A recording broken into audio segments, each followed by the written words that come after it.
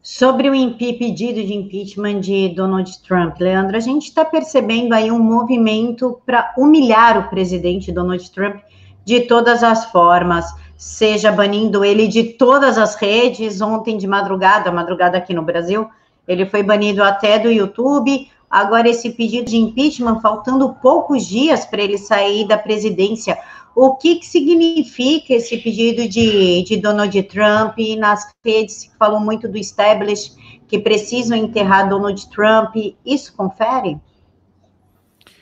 Bom, a gente tem que acompanhar essa situação desde o início do mandato do Trump, até um pouco antes do início do seu governo. Para quem não lembra, logo após a eleição de Donald Trump, já surgiu a tese do conluio russo, onde a eleição dele seria resultado de um ato ilegal, né, de algum tipo de manipulação eleitoral. Então, os democratas e a esquerda em geral que está acusando o Trump de questionar a eleição através de uma mentira. Porque nós sabemos hoje, né, e depois tivemos 2 anos de investigação de um procurador especial ligado ao Partido Democrata, inclusive, que o que aconteceu foi que utilizaram um dossiê falso produzido pela campanha de Hillary Clinton para surgir com a ideia de que o Trump foi eleito por conta de fake news ou por conta de agentes russos que teriam postado algumas mensagens no Facebook, né? E aí tudo bem questionar as eleições, aí não tem problema.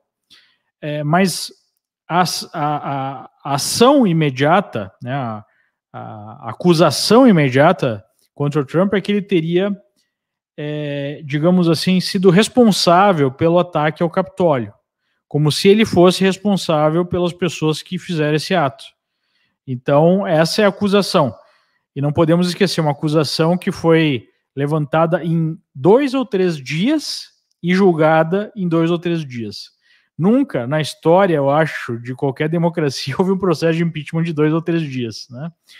E esse pessoal do Partido Democrata já tinha impedido o Trump na Câmara dos Deputados em cima de uma alegação totalmente montada, ou até verdadeira, né? Eles diziam que era uma perseguição política e os fatos mostraram que o Trump estava certo. Impediram o Trump há um ano atrás porque ele havia solicitado ao presidente da Ucrânia que investigasse o filho do Joe Biden, porque ele teria recebido dinheiro para facilitar acesso ao seu pai, que era então vice-presidente. Quando saiu o laptop, né, o conteúdo do laptop do Hunter Biden na imprensa, essas redes sociais e a imprensa em geral saiu num único órgão que foi censurado, tanto pela imprensa em geral quanto pelas redes sociais, o conteúdo mostrando que aconteceu exatamente isso, ou seja, o Trump foi, num primeiro momento, impedido por conta de um crime que efetivamente aconteceu. Efetivamente, o filho do Biden recebeu dinheiro de órgãos externos para tráfico de influência, para aproximar essas empresas, no caso ucraniana, e depois surgiu também a história da chinesa, ao seu pai.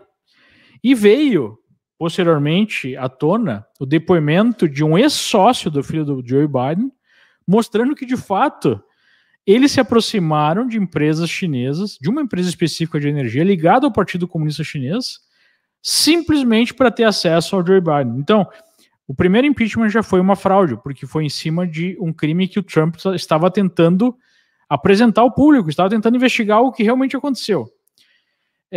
Então não tem nada a ver com incitação à insurreição, porque o Trump não fez isso. Eu acompanhei o discurso dele, tinha mais de 1 milhão de pessoas em Washington, na frente da Casa Branca, que de forma legítima estava questionando as eleições americanas. E algumas pessoas, de maneira burra até eu diria, né, foram até o Capitólio para invadi-lo. E o que chamou a minha atenção nessa situação foi a facilidade com que conseguiram fazer isso. Nós temos que lembrar que Washington é uma das cidades mais bem guardadas do mundo, por motivos óbvios. É um alvo óbvio para qualquer grupo terrorista, né, para qualquer ataque. Então você acha que aqueles sujeitos, aqueles malucões, têm um ator fracassado que mora com a mãe, aquele com os corninhos que apareceu na internet. Você acha que um sujeito desse vai conseguir invadir o Capitólio americano? Né? Então, eu acredito que, de uma certa forma, né, a segurança não foi aumentada justamente para dar margem a esse tipo de coisa, porque é o que estão utilizando justamente como desculpa para perseguir os conservadores. Porque agora a ideia é a seguinte: não é um grupo de pessoas mais agressivas que cometeu esse ato e que devem ser julgados por isso. É o Trump em si, que teria sido responsável, sendo que ele não falou uma palavra sobre violência ou sobre invadir o Capitólio. E são todos os apoiadores de Trump ou todos os conservadores. Né? A gente sabe como isso funciona. Então, o objetivo é justificar uma perseguição judicial que se apresenta.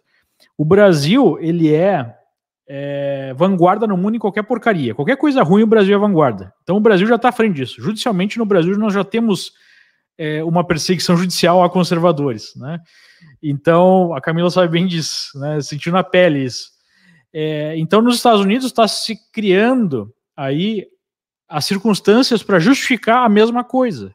Óbvio que aqui é mais difícil, porque as instituições são mais consolidadas, né? Tem uma série de outros empecilhos para eles agirem, mas o objetivo é esse. Porque se fosse uma questão de simplesmente incitação à violência ou à insurreição, todos os democratas, ou quase, não vou ser injusto, quase todos os democratas na Câmara dos Deputados, no Senado, ou em qualquer outro cargo de poder, deveriam ser automaticamente afastados, porque eles passaram 2020 inteiro defendendo violência política de grupos como Black Lives Matter e Antifa.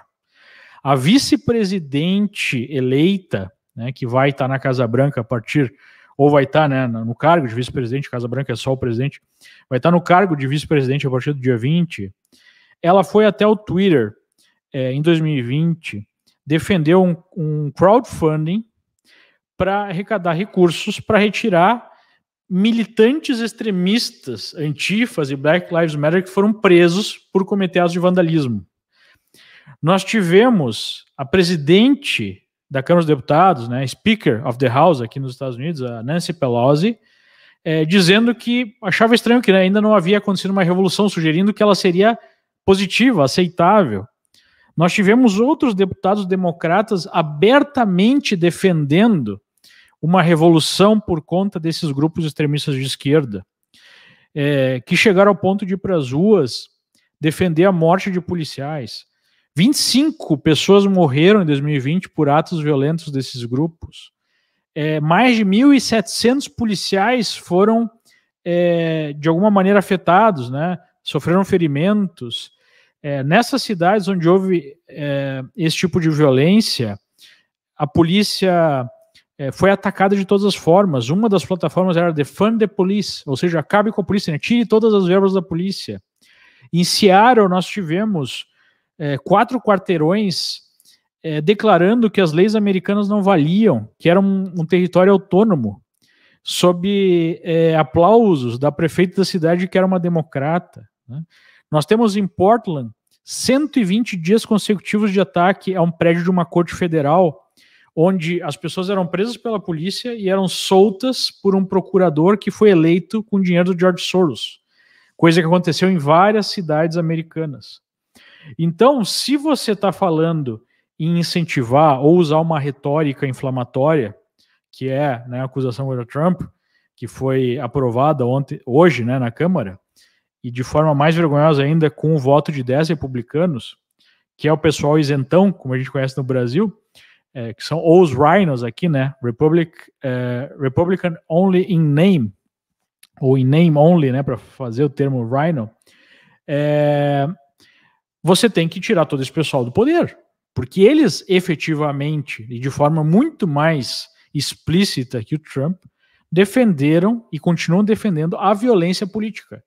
Eu diria que a normalização da violência como um instrumento político foi o principal responsável por isso, porque se você vê um lado usando violência política e isso é normalizado, o outro lado vai passar a usar também. E esses são os principais responsáveis pela violência política. Né? Então, é simplesmente uma desculpa para criminalizar Trump, que é a maior ameaça ao establishment político americano, e criminalizar todo o movimento conservador, justificando perseguições, primeiro, através dessa política do cancelamento, num primeiro momento, e num segundo momento, através de ações judiciais, mesmo ações do Estado, né? É isso que eu observo. Leandro, existe algo de humilhação política também nesse processo, nesse pedido de impeachment, uma forma de constranger o Trump para que ele não tente concorrer de novo? Eu diria que sim, mas a principal humilhação não é em relação ao Trump. A principal humilhação é em relação aos seus apoiadores. A ideia é tratar qualquer apoiador do Trump como um fascista, um sujeito que não pode estar convivendo em sociedade, é um pária, né? É um antissocial que deve ser afastado da vida política. Esse é o principal objetivo, porque é isso que está acontecendo. Então nós temos empresas, tipo o Airbnb está expulsando da plataforma pessoas que tenham participado, não da invasão do Capitólio, mas só tenham ido a Washington para um comício pacífico. Não podemos esquecer, a esmagadora maioria das pessoas que ali estavam não participaram em nenhum momento, né, de qualquer ato agressivo no Capitólio.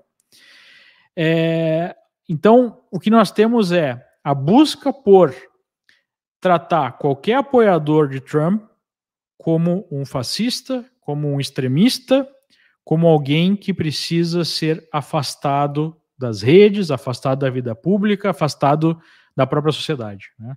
Então o objetivo não é tanto o Trump. Claro que o Trump tem um grande poder de fogo, ele pode abrir um novo partido, ele pode fazer muitas coisas, então o objetivo é enterrar ele, é diminuir a capacidade dele fazer isso depois que ele sair da presidência, né? Até criminalmente, talvez, sei lá, prendê-lo ou persegui-lo. Então ele como um símbolo é importante perseguir, mas o principal objetivo é tratar todo o movimento conservador como algo nefasto, algo criminoso. Aqui no Brasil também estão fazendo isso, né, Rochelle? Tá ficando difícil, tá ficando até perigoso, né? Profissão perigo, né? Ser conservador. A gente já passou da fase do perigoso, porque perigoso é quando algo pode acontecer. Então algo já aconteceu, então já passou do perigoso, né? Já há uma perseguição em curso do Estado contra pessoas que pensam de uma determinada forma. Ou seja, de uma certa maneira, nós já vivemos num estado de exceção e nós já vivemos um regime totalitário. Aí alguém pode dizer, não, mas você está exagerando, como é que você vai dizer que se você tem um presidente, né, que seria conservador, como o Bolsonaro, como é que você está falando que você vive num estado de exceção ou que você está sendo perseguido? Ora, uma coisa é você ter a presidência do ponto de vista simbólico, outra coisa é quem exerce o poder na prática. E se você tem o mínimo de atenção, o mínimo de inteligência, o mínimo de capacidade cognitiva, você vai perceber que o poder de Bolsonaro, do presidente, é muito limitado, especialmente nessas condições. Na verdade, nós sabemos que quem governa o país de fato hoje é uma junta, né, do Supremo Tribunal Federal. Então, o Supremo governa o país de fato. Então, como é que é o jogo hoje? O governo toma uma decisão.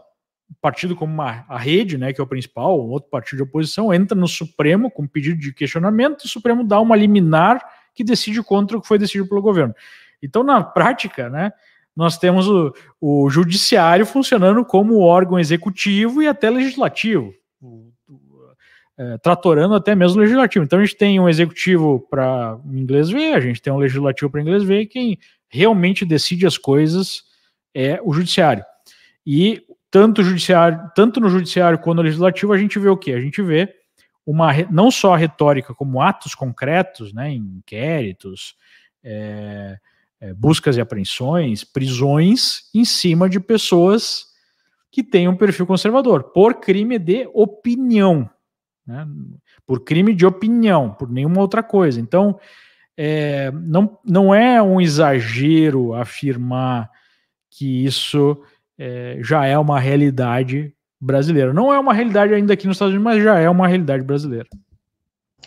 Leandro, o impeachment ainda segue para aprovação no Senado. Você acha que será aprovado? E se for aprovado, Qual será o impacto disso para o mundo e para o Brasil? Porque o que acontece nos Estados Unidos reflete no Brasil de uma velocidade assim assustadora.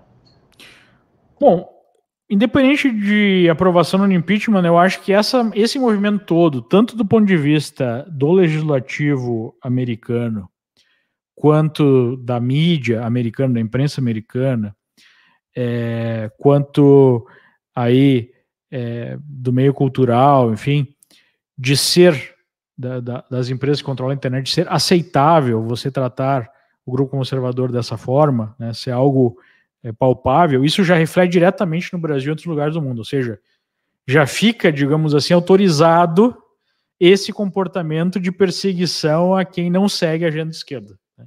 Então, o dano imediato ele já está feito, ele já é um dano, já é, digamos assim, uma certa liberação para você ter discursos autoritários, como esse aí que a gente comentou no início do programa. Não, quem não aceitar a vacina, né, não acreditar na vacina, tem que ser punido, tem que ser censurado, tem que ser preso, enfim. Então é essa mentalidade, né, que é a mentalidade da cultura do cancelamento, da cultura antifa, de ser correto moralmente você usar a violência, seja violência física, violência retórica, ou violência estatal, contra quem supostamente é fascista. Fascista é qualquer pessoa que, para eles, né, qualquer pessoa que não esteja alinhada à agenda de esquerda. Então, essa realidade, ela já é válida para qualquer país, a partir do exemplo americano, independente do que aconteça com o impeachment.